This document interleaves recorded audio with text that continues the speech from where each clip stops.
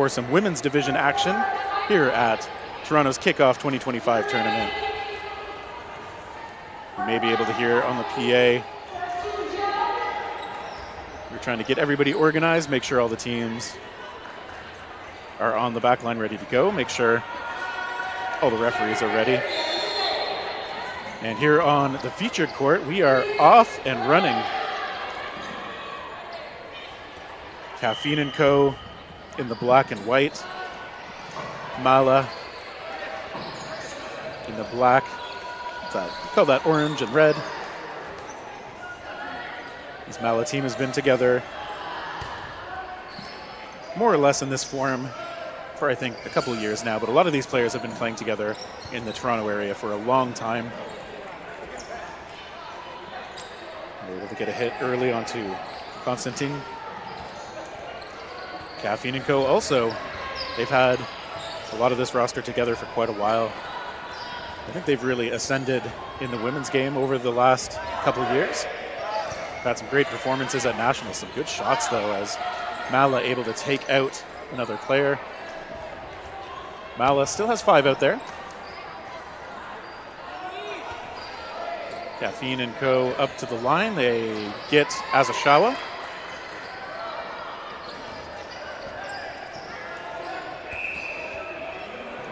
And as Mala comes to the line, we're also going to welcome here on the mic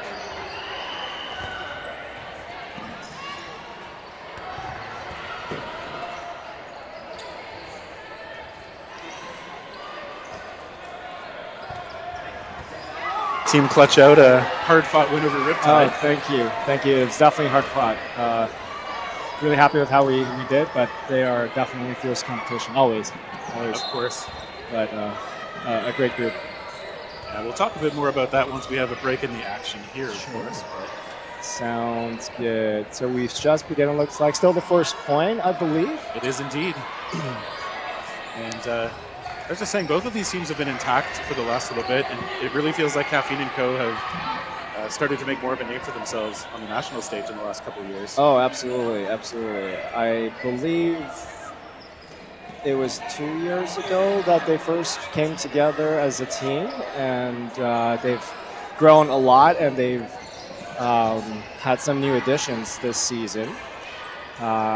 In Cassandra Paris-Jodoin and Laurie, whose last name escapes me right now, both previously part of Team Canada program, if not activated athletes. So a lot of new talent added to their roster there.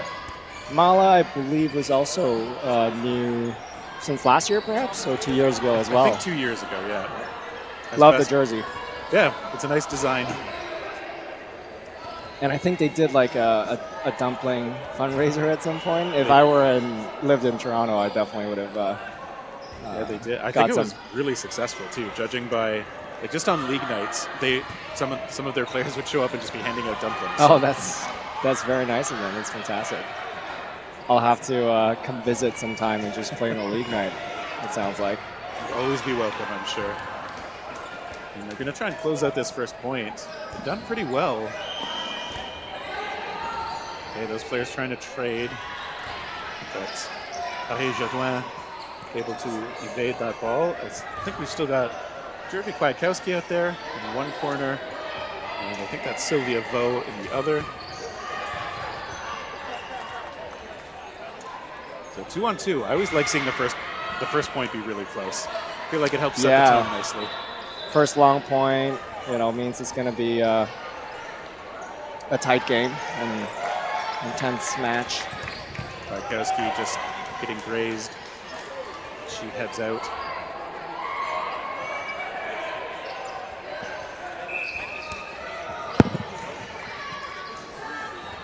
And Vo to the line. Okay, she takes one shot. She's able to back up safely. Kaffeine & Co. I'm going to come to the line, try to close this first point out. Still on Kaffeine with 3 balls, I believe. Yep. Vo staying light on her feet. Good block, just one sent in. counters, gets blocked, and gets countered. Yeah. Very close, down to 2v1. That could have been anybody's game. And I do like how Kaffeine and Co. kept the pace up there. Like, Sylvia Vo did have to throw, and Kaffeine and Co. would sometimes challenge it, but even if they challenged it, they'd right away be willing to let go another ball just to catch the player before they really have a chance to set up on defense. Yeah, absolutely. They maintained that pressure, kept the game going, which is good. It's always a little bit less, not necessarily lackluster, but I'm not sure what the word I'm looking for. But when the first point takes the half of the first half, you kind of wish sometimes that things would speed up a little bit, and there definitely wasn't that issue there. So yeah, good pace from both of these teams. Exactly. Oh wow. Okay. Wilson catch and a hit, I believe. Wilson, formerly a PEI player who'd been on Armada for a couple of years before. I believe she's relocated now. That's right. That's my understanding. I think this is her second or third. I believe it's actually her third season with Kaffeine, so she was one of the founding members, if you will. Yeah, this team with their 1-0 edge going to try and recover some balls that I think have just gotten out of people's hands on the court, but they're able to take out Lena Tran. Elects to throw 2 at Milo's corner. It's effective. Yeah, I think it's like the classic way to... Oh, that one popping up! Well, almost looked like she might have been able to squeeze it, but momentum wasn't in her favor there.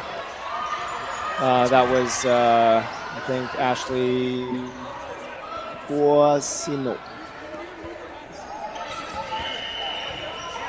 So coming to the line, there's a long-range try, but Mala's going to get to go on offense again.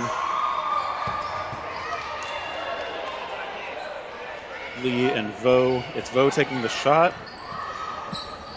Blocked by Fortier. Didn't see what happened there, but yeah. Sarah Guile, apologies, Sarah. Don't know how to pronounce your last name. Gets hit out. 2v2 now on Mala to throw.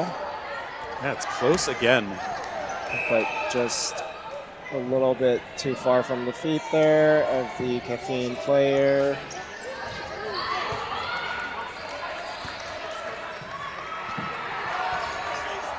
Mala to the line again. Both teams coming close. There's 2 balls sent in, that one popping too far out of play. Constantine watches it, kind of bounce up and over her. Good choice not to try to go for it and jump out of bounds. It's tempting sometimes, but yeah, good choice on her part for sure. And I believe we are still using the 2 points of contact rule with Dodgeball Toronto. I don't know if you're aware. Yeah, I watched their Instagram video. Oh, okay. You did. I did not, clearly. It was pretty long. Surprisingly entertaining, but yes, they did mention Surprising? that. Oh, okay.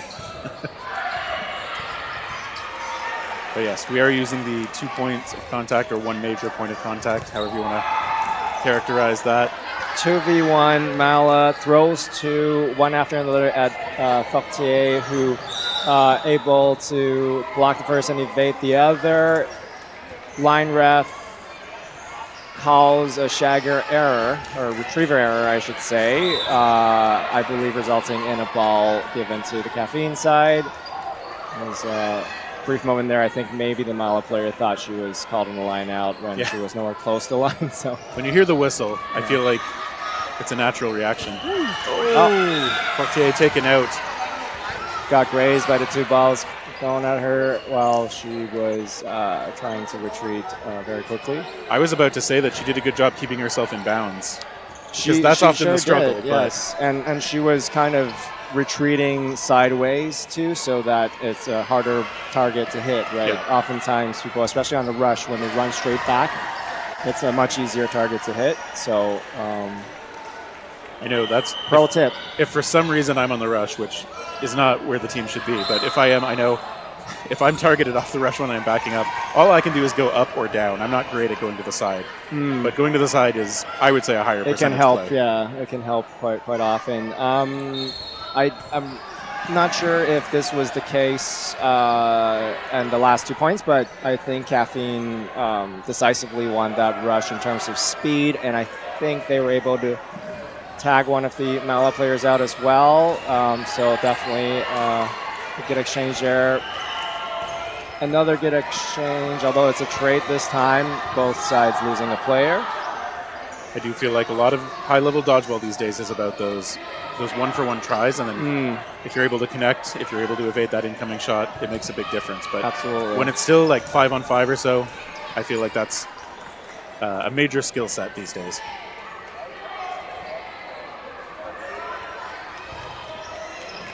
Five v 4 players, Caffeine against Mala.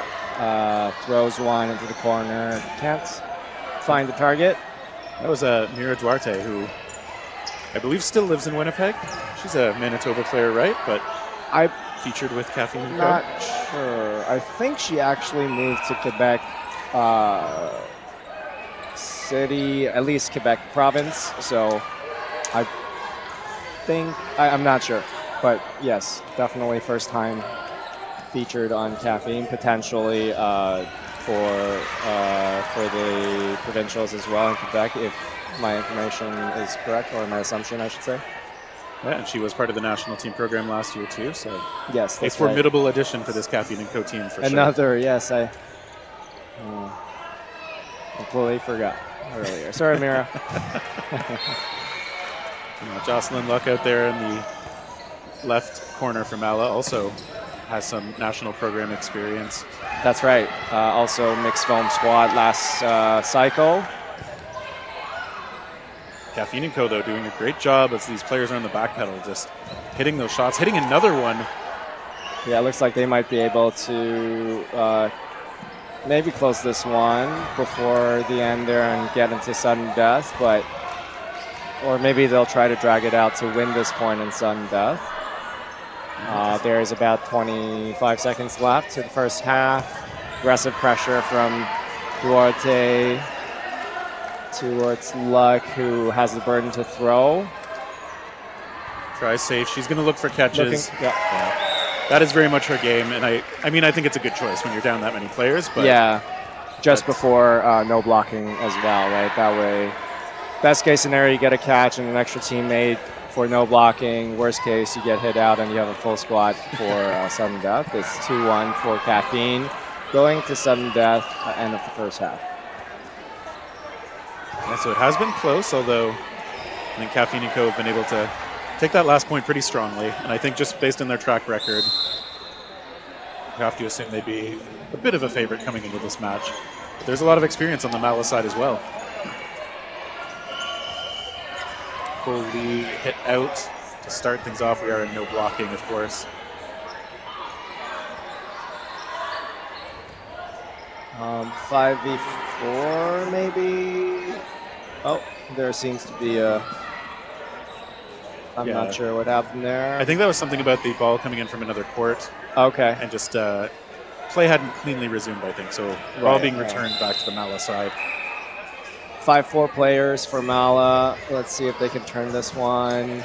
Throws 3, invests heavily to get Cassandra Paris-Jodoin. Does not hit. But they do lose Emily Asashawa in the process, so Kaffeine and Co.'s counter game on point here.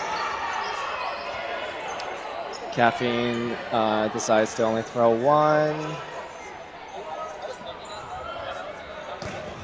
It's a good big solid throw hit from Luck to the center, getting out Constantine. A counter at Paris-Jodoin.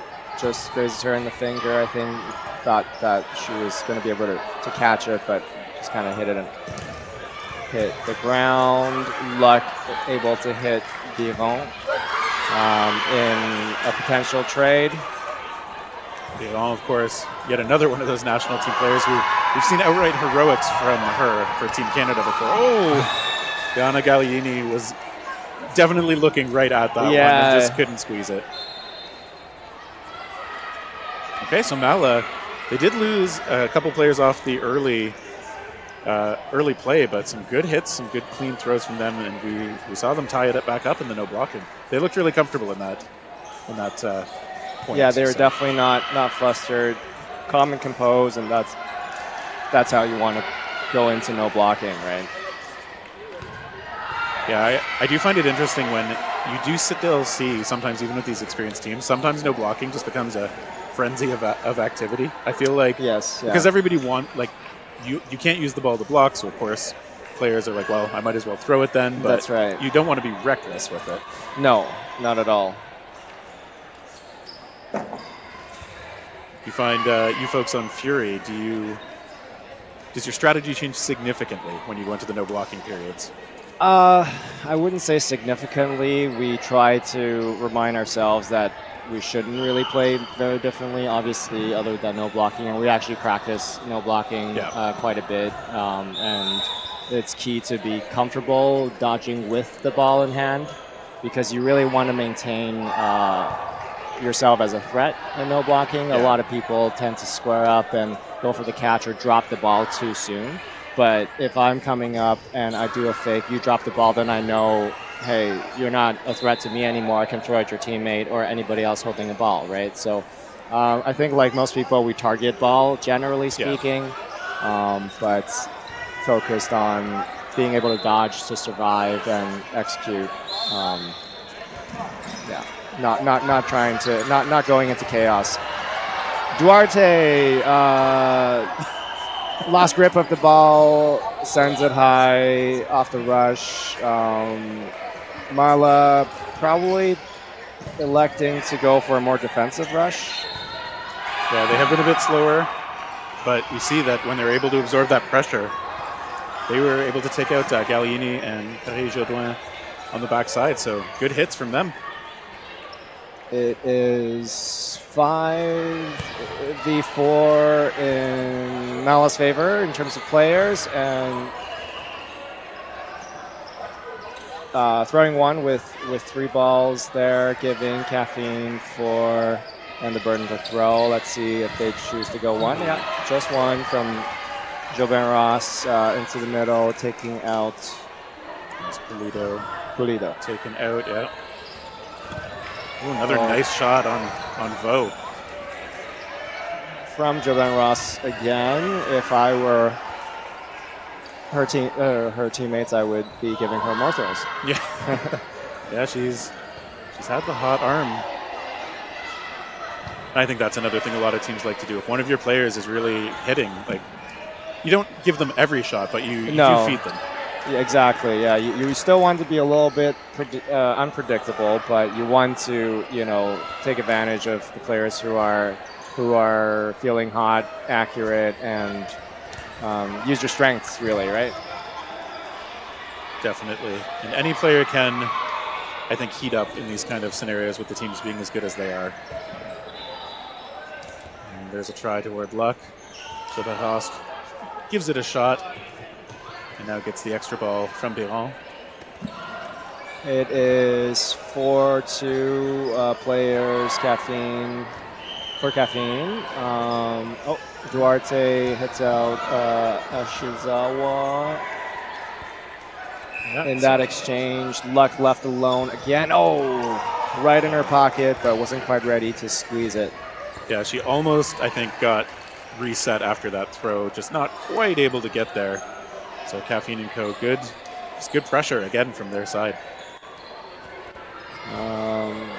3-2 for Kaffeine with 22 minutes left and a little bit to the second half of this round robin game. Let's see if they're faster off the rush again. They definitely are. But wow. So Nala must have switched up their rush there, and they were able to take one of the Kaffeine players out.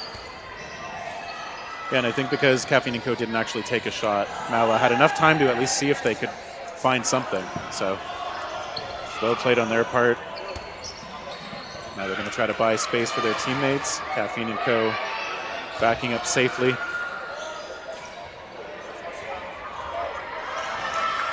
Okay, there's another connection. Sorry, guys. If you guys, Camden, if you guys are not gonna leave, can you sit? Kaffeine and Co. up to the line. So we can see. Side. But Mala still with 6. They are doing well to stay alive out there. Okay.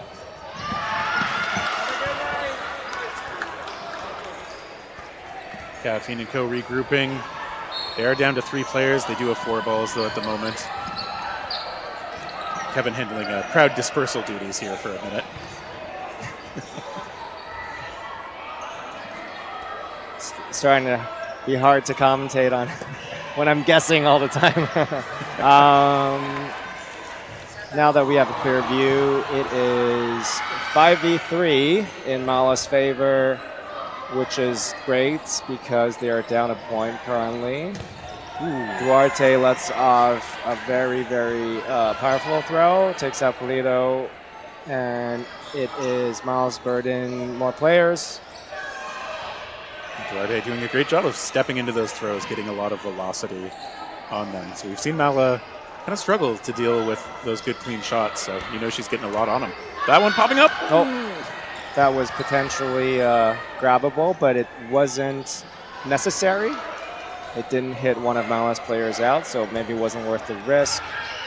They elect to throw 2, maybe because they have more players and felt confident in taking that risk. Does not pan out for them this time. Down 2 players, and now the tides have turned. It's 3-2 for Kaffeine, player-wise. And score-wise, incidentally. Luck trying a long-range shot. Wilson, a bit of a drop curve try. So this is always interesting how far up we're going to see them come because they know that the rush counters could easily come in. That's right. Looks like Kaffeine elects to counter from the back line, so not as I guess urgent for Mala to retreat, but let's see if they switch that up. Mala. Good fake there from I like how Mala they're keeping 3 balls in hand too. to stun the Kaffeine player who may have been trying to rush her down. A counter from Kaffeine on Luck, who just threw, and Luck can't squeeze up the other player on Mala as well. Gets hit out, so it's now 4-2 for Kaffeine. I'm not sure why the scoreboard is 2-2. It'll get updated, I'm sure. But yes. Oh, I think ref just went the opposite way, flipping the chart. 4-2 with 18 minutes left. Yeah, and it has been close. Mala had the player edge in that last point, but Kaffeine and Co. unfazed by the player deficits. We're able to see them just continue to execute on their strategy. Kaffeine decides to throw 2 off the rush this time. Doesn't hit, but in the return fire from Mala was able to catch one and take out one of Mala's players in doing so. Yeah, good job again. Seeing good all-around skills displayed by both teams, but Kaffeine and Co. a little bit of an edge right now. We've got 6 players. We've got 2 balls on defense in the corners as usual. Duarte taken out with a long-range shot. Paris Jodoin ready to counter there. Oh. Stray ball from the other court. I always love that when I try to return the ball to the court and just don't quite throw it far enough. It's the worst. That ball kind of spiked.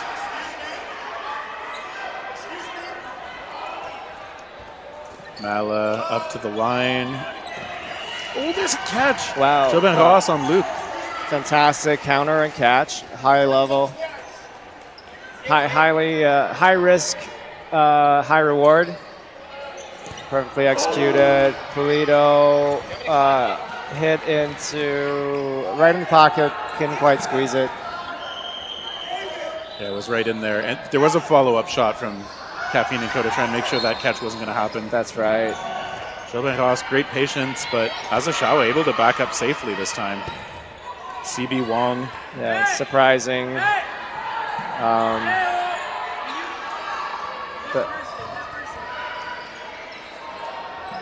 Mala coming up. There's a try into the middle. Zhou doing a great job with the patience again, and this time connecting on Azasawa. 1-6 players. 1v6 from Mala player. I think that's Wong. Wong. Throws, goes for the catch. Gets hit out. Another point for Kaffeine. Yeah, they look like they've really found their stride. Wonder what Mala is talking on the sidelines on the bench there to adjust in order to turn this around. Yeah, I mean, it's hard at this point. They have 3 minutes to go. They are down by 3 points now. Yeah. So they can close the gap, reduce the plus minus a little bit. I'm not sure about turning it fully.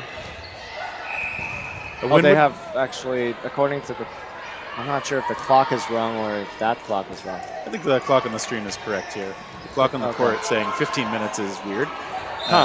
It might be the total match time, something like that. Oh, okay. Or the total time in the slot. Oh, there's a good shadow catch by Wilson. Yeah. Looked very casual doing it, which I always appreciate. Right. I drop those all the time. I'm never ready for them. I just feel like sometimes it throws me off if I don't see it quite like off the hand as much. Right. And even if it feels like I should have been able to catch it. But it's still correct to be in position to do it, of course. Okay, Mala second ball. Throws 2. Second ball takes out Constantine. On Kaffeine side, it is 5v4. Kaffeine throws 2. Does not connect. Mala up to the line this time. They do send 2 again. Paris Jourdain has done great work in the corner, including just staying alive when those shots surviving the throws. Absolutely. Look at that. She really steps into that one, too. Can't connect. But I like the mechanics from a lot of these players. Like when they feel like they have space, they just get their full full stride in. Yep. Yeah, full follow through. Another one of those from Paris Jourdain. This time connects with the right wing player, Mala. Brings it down to 3v5, but shortly Mala returns fire and brings it down to 3v4. I think it was tagged out off a teammate's block, which, it happens. It doesn't feel good, but it happens. Yeah. That is why best practice is always to block down and away, so you put a backspin on the ball too and it stays on your side of the court, but also so it doesn't pop up and hit your teammates to your side. And of course, easy to say, sometimes hard to do in the moment or with certain kinds of throws, but yeah, I think that's what it's like the ideal, right? Yeah. Okay, Wilson, good block. Well-timed counter or pre-throw from Luck, but Wilson ready for the block. Nothing doing for now. Kaffeine with 4 balls and burden to throw. 3 players. Blocked by Luck. Kaffeine doesn't have to rush here. Obviously, they are up 3 points. And 5 seconds left, so. As you kind of nodded to before, I mean, plus minus still matters. So even though now the match result is definitely not in doubt, if Mala can get this extra point, it could be part of the playoff tiebreakers, like in terms of where your seeding is. Sometimes if you're a bubble team, it might even determine whether you get into the playoffs. Absolutely. So it's 5-2 at the end of regular time. It's now sudden death, no blocking. 3v2 for Kaffeine. Now with 4 balls. So definitely their burden to throw. Comes from Wilson. Misses. Does not hit any of the Mala players. Ooh. Luck, big shot. Boissino tries to go for the catch, can't squeeze it. And it looks like Was it a line maybe out? Wilson had a line out as well. Nala very happy, able to close this game, this point. Yeah, they get that last one. Yeah, I mean, even if you lose, at least the last one being the one of the points you get takes a little bit of the sting out, I'd say. absolutely. It's always nice to win a point. Yeah. Even Yeah. if you're getting crushed. Yeah, and certainly at least that was not a crushing. That was, No, that was pretty good. definitely not. I'm just in my mind sometimes, you're down like 7-0, and if you get that 1 point, that just makes it that much more bearable. Yeah, being shut out feels a lot worse than Speaking getting. from experience. Yeah, we've all been there.